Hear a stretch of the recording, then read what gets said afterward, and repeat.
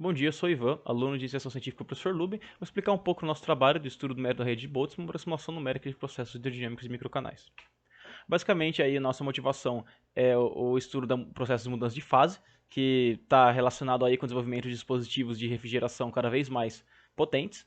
Então a ideia é tentar desenvolver um método, no caso, estudar principalmente o método Lattice-Boltzmann, para tentar simular a transferência de calor com mudança de fase líquido-gás, principalmente em microcanais. A gente também realizou um estudo experimental que eu vou comentar depois. Comentando um pouco do método Lattice-Boltzmann, ele é um método mesoscala, ele vai estar entre a microescala, que seria microscópica, e a macroescala, que seriam as leis de conservação de energia, de quantidade de movimento e tudo mais. E ele tem algumas certas vantagens em comparação com métodos tradicionais, com facilidade de implementação e de tratar condições de contorno e interfaces entre materiais diferentes.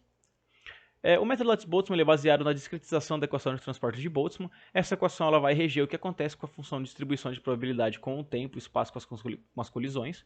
E basicamente, a partir dos momentos dessa função de distribuição, ou seja, a partir das médias das quantidades microscópicas, a gente consegue obter as quantidades macroscópicas, como densidade, velocidade, temperatura e por aí vai.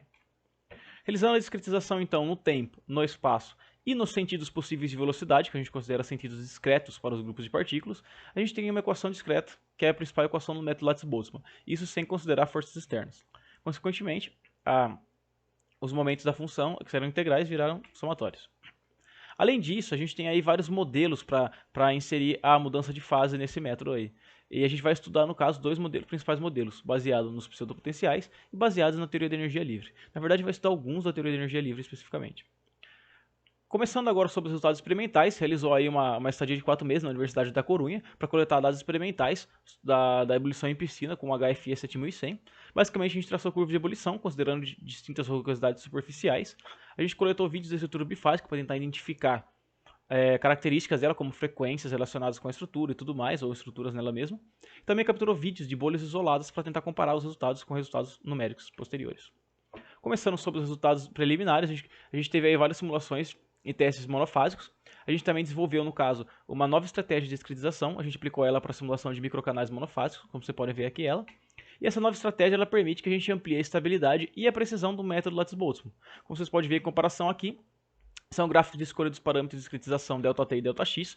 A gente tem no método modificado que a gente propôs, a gente tem uma escala, uma ordem de grandeza de escolha ΔX e ΔT bem maior, basicamente quase o dobro do que a gente teria aí no caso do método convencional. Isso considerando a equação de momento. Agora, considerando a equação da energia, a gente consegue desvincular uma parte do limite de estabilidade dela, então a gente tem toda essa região de estabilidade para poder lidar com a escolha dos discretizadores.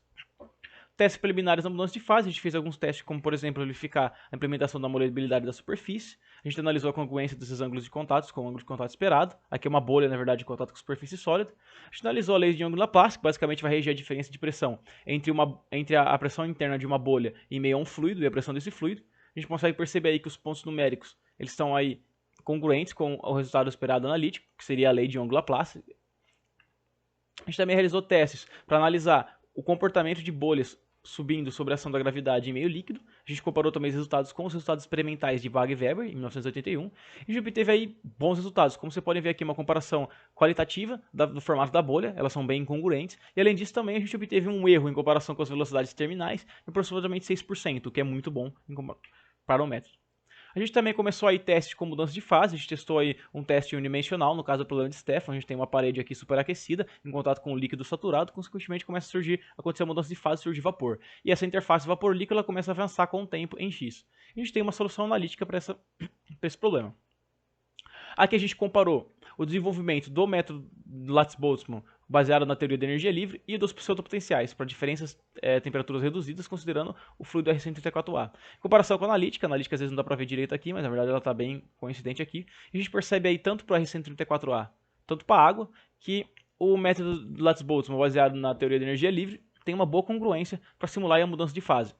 Consequentemente, então, a gente começou os estudos aí na ebulição de bolhas isoladas. Aqui no caso a gente tem aí um vídeo de uma simulação de uma bolha isolada crescendo devido à temperatura depois se desprendendo. E a ideia então é replicar isso para fluidos reais e comparar com os resultados experimentais obtidos.